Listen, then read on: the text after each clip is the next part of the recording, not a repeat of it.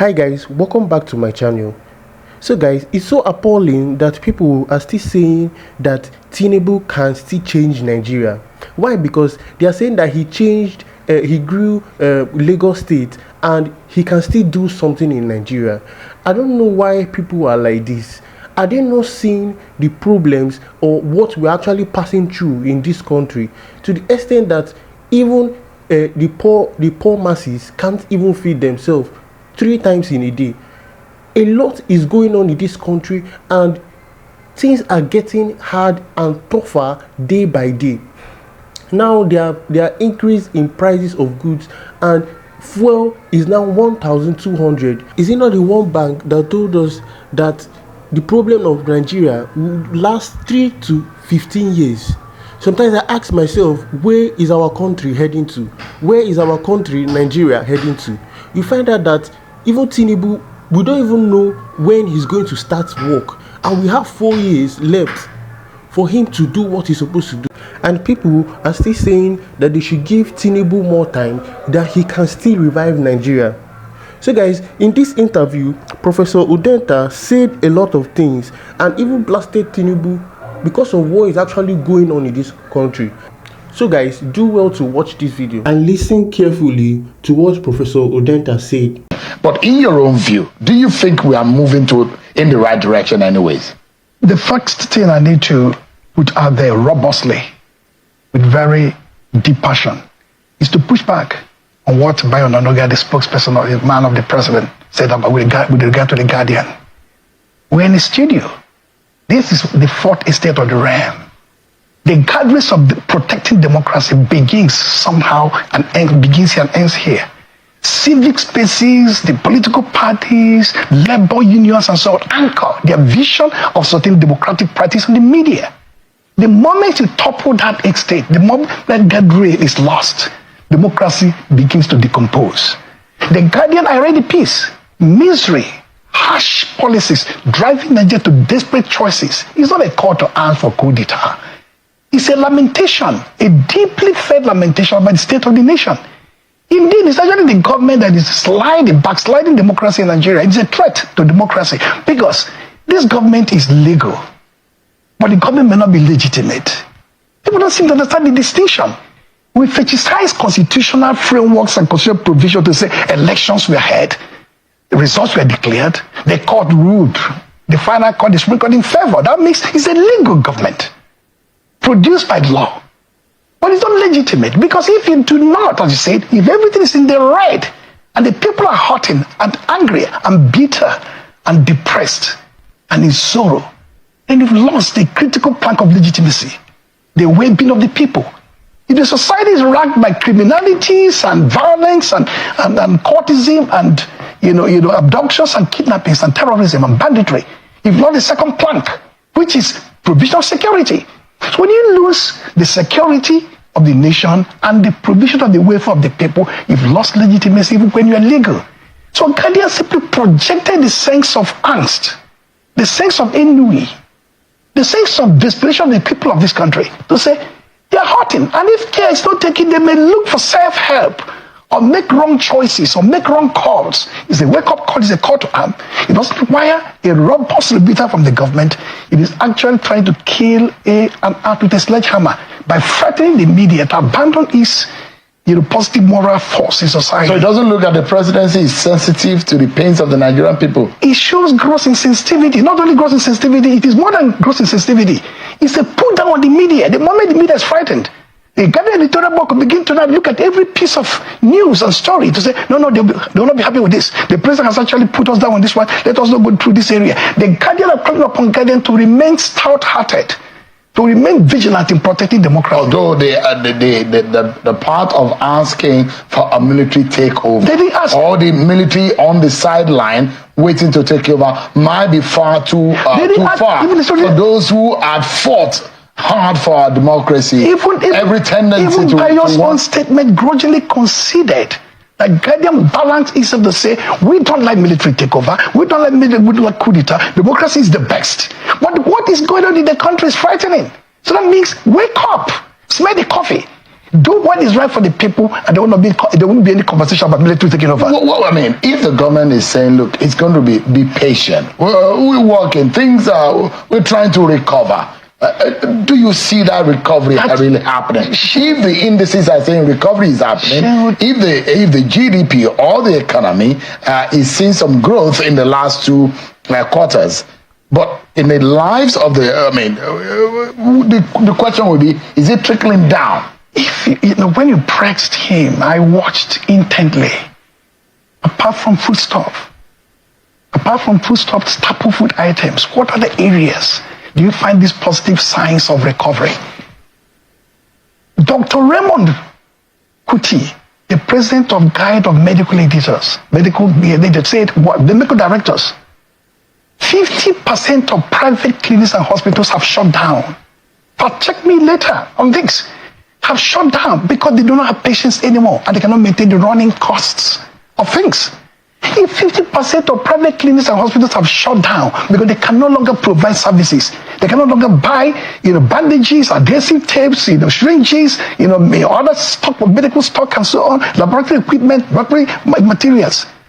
2, independent marketers are out there screaming loudly that 10,000 retail outlets on the verge of collapse because of lack of patronage. The last time around, only 4 million liters of fuel were consumed in a month. Last year, same time, 16 million. Nigerians don't drink fuel. They don't cook with it. People have parked their vehicles at home. People sleep at night without any fuel because there's no light and there's no money to buy fuel. Small businesses have collapsed because they can't even buy fuel to power their garri grinding machine and so on. So if 10,000 outlets are going to shut down, from 60 million liters of fuel consumption per month to 4 million, that is a massive indicator you're looking at. You're looking at any shambolic economic statistics that were 1% increase or 0.5% increase and so on and so forth. Look at drugs. I have comorbidities. That means I need to buy drugs every day to maintain my system. Some have moved from 2,000 to 30,000, 5,000 to 25,000 across board. People have abandoned those areas. Can we give the government a chance for a moment when the government says, look, and there are those who said before the election, whoever becomes the president or whichever political party gets into office is going to find it difficult to run this country because things were already as terrible as they were. For a moment, can we give this government a benefit of the doubt that somehow, when they say that we're going to experience an initial pain, and it's just over a year since they got into office, do you see the possibility that there are signs that this government is moving in the right path, and that light at the end of the tunnel is in sight? Let me shock you by something I've reflected upon when you placed the call and made a call. We should have this conversation. Sure, it is troubling to say the least. The bigger question of legitimacy lies with the composition of the governance infrastructure. Are you aware that 4 ministers represent Ogun State and 5 ministers represent the Southeast Zone? Almost a third of the country's population have 5 ministers.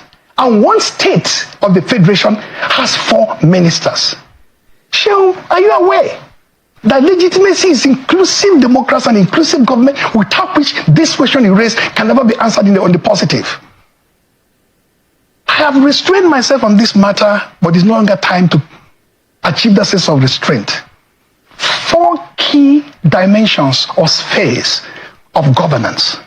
Criminal justice system headed by the president has under him the IGP, under him the Attorney General, has under him the DSS, has under him the Chairman EFCC, all from one geopolitical basket of this country. Not because there's a consensus of elements within that basket, but a narrow, insular, almost primitive, chauvinistic manipulation of power to capture the criminal justice system. 2, the infrastructure of economic governance. Outside of the president, the minister, coordinating minister for the economy and finance minister, the CBN governor, the digital economy minister, the blue economy minister, the FIRS, the customs, the immigration. The list goes on. Under one geopolitical offices of state, the army, there, immigration, customs. We mentioned the police earlier, in one geopolitical zone. Inside the villa, which should be testament to the inclusive nature of a democracy. Buhari government was blamed for that. This is beyond even what Buhari attempted to do. So this is shocking. And this is when you talk about how can you improve the economy, how can you galvanize the people to buy into your project of governance when they feel completely alienated. Inside the villa, you have the chief of staff, you have Bayo Onanuga himself, you have now brought in Solidary, you have the chief of protocol, you have the brigade commander of the brigade of guards, you have the ADC, all from one basket. It's a wake-up call not just for the nation, but for Yoruba people, a proud, glorious, progressive people I worked with. When we went for June 12th struggle in those dark days of Eastern Bandit Union and Nadeko fighting the military, we from the East said, if the Yoruba who fought with the North against the East could not secure the presidency, Abiola, a Muslim and a friend of the military, we will never see it. We were prepared to die to get him that job. By 98, Sheung, Olusegun Obasanjo of Yoruba extraction was brought up from jail by non-Yoruba people. Olufalaye became candidate of AD because of one young of blessed memory who screamed aloud, where is the justice at Eagle Square? Was abandoned after winning a ticket. And I told him, calm down for the sake of our democracy. 3 parties fielded 2 candidates, Olusegun Obasanjo and Olufalaye. It has never happened in our history to placate and pacify that. The latest Jumeke Zife, who have beaten Falaye at AD final convention with 70% of the vote, I asked Jumeke Zife to raise his hand for the sake of equity and inclusion. That I have Ogun State producing 4 ministers, and the entire Southeast 5 ministers. How do you expect them to buy into a vision of governance? How do you expect them to answer the question you're posing to me? Because when, as you put it to Bayo, you do shege to people, they have the way of doing shege to you. Right. So it is important we, as patriots who love this country, who believe in inclusion, even the president himself, his journey to the governorship in 1999 was paved by compassion and benevolence. Prof, and today we find the difficulty of this government to balance its vision in a progressive, inclusive manner that everybody in this country will feel we have something at stake. We're implicated in his mode of governance. That means if the economy is sliding, we'll fight for it. From what you established tonight, we are in some kind of a dire situation, a quagmire. How do we navigate from here? What should we be doing right now? If you were the president, what would you do? You asked that question to, his spokesperson, to spokesman Bayo. We thought this transformation will go far, the restructuring, the reformation of the apparatus of governance. Maybe half of the cabinet sacked, depository, we don't know some of them. We don't know what they're doing. Maybe this kind of conversation will be a wake-up call, but far more vigorous retooling of the entire infrastructure of governance is required if it is possible. You saw the... You have once said a round table. I did that. You saw the patriots of eminent Nigerians. You saw the cordiality we exchanged before he stepped out. That means we are patriots. We don't hate the country. We don't hate the system. We don't dislike the president. But we see that things on dire street. We're not in a dire street situation. The first you do is allow democracy to breathe. It doesn't look as if it has to do with the economy, but it ties up to the economy. I said it can't overcome the political state. It cannot ignore the political class. You need this kind of large conversation, a summit of leaders of this country. You have to allow Labour to breathe. You agree with me that since the Labour president has been, from pillar to post, Labour seems to have scaled down his voice. Allow civic space to breathe through. And most crucial, allow the parties to breathe. Multi-party democracy, the foundation of true democracy. That is why the chairman of the PDP Governors Forum, the governor of Bauchi, Bala Mohammed, issued a statement, had an interview with Daily Trust. It's a must read for people to say, we have to fight with our net to rescue the party, because if we don't rescue the PDP as the standard bearer of opposition politics, democracy will be lost in 2027. That means we must make sure that the Weaslings in the system, those who want to put the party down and turn the country into a one-party state, fail. Because the moment you lose multi-party democratic conversation or dialogue or contestation of ideas and visions of governance, the moment labor is crippled and civil space is dissolved, or you find again that the media is frightened, there's no amount of retooling or restructuring of the practice of governance that will save the day. That is high thinking, critical thinking. I can stay here and say, at the level of, my new day-to-day policy formulations, do this, do that. Look at the forest system. This is the way we can retool it. Look at the regime of a slave subsidy removal and price increase. Bring it down. All those things are nice things to say. But broad fundamentals. So we seek and salvage the situation. We can't if these things are done. But if they're not done, Prof, the country is in a very, very bad shape. There are those who say maybe the Southeast voted in the way they voted, and that's what they're getting. Why they didn't? Political participation is, or political involvement is maybe 2027. Almost 30% of this population of the country is Southeast, scattered all over the country. Not only the Southeast, they have that their voters card to wave around. This time maybe with much more concerted energy, coherence, and direct intentionality to say, this is what we're going to do in a heavier form. If you do shake it to us today, 2027, we'll do shake it back to you. So you think maybe this is a backlash of the fact that maybe the Southeast did not vote this party? Well, I'm not in the mind of the president and his team to fathom out why a state. We have 4 ministers. But an entire zone, 5 ministers. Can you politically fight for what you did not give? Let me tell you how you do. What you do. What you do is that you find out why you didn't get the vote. You lure them. You persuade them. You actually get them more. But say, next time around... But appointment of a Bianca Ojukwu, what does it mean? Oh, she's eminently qualified and she had to do her job as a minister in Abuja here. That